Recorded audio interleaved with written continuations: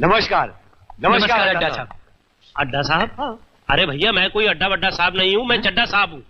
हाँ, चड्डा साहब। हाँ बोलिए। चड्डा साहब, वो आपका माल हमने तैयार कर दिया। जी हाँ। माल? कैसा माल? कौन सा माल? कहाँ का माल? आप लोग कौन है यार? शायद आपने हमें पहचाना नहीं साहब, आपने हमें 5 लाख रुपए एडवांस दिया है और हमने आपका 80 लाख का माल तैयार कर दिया शायद है। आप भूल रहे हैं। मैं भूल रहा हूँ? जी हाँ। तो भैया ऐसा करो, अब आप लोग भी भूल जाओ। भूल जाओ। ये क्या कह रहे हैं अड्डा साहब? चड्डा साहब! चड्डा साहब, ऐसा मजाक मत कीजिए, हम लोग बर्बाद हो जाएंगे। लूट हमारे जाएंगे। दिल की धड़कनें बंद हो जाएंगी। अरे आपके दिल की धड़कन रुक जाएगी तो इसमें मैं क्या कर सकता हूँ यार?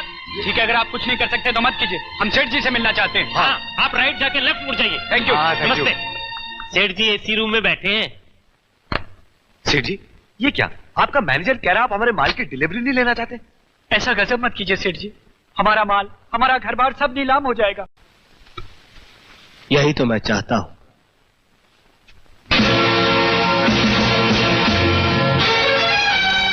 कृष्णा?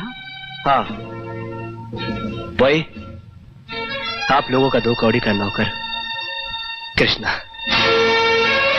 वही कृष्णा जिसे कुत्ता कहकर उसके मुंह पर चाटा मारा गया था। वही कृष्णा जिस पर चोरी का झूठा इल्जाम लगाकर उसे घर से बाहर निकाल दिया गया था। ओह, तो इस बात का बदला ले रहे हो तुम?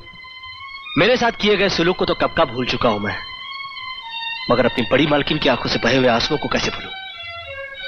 मेरे साहब जी के सीने पर तुम लोगों ने जो जख्म दिए उन्हें कैसे भूलूं मैं?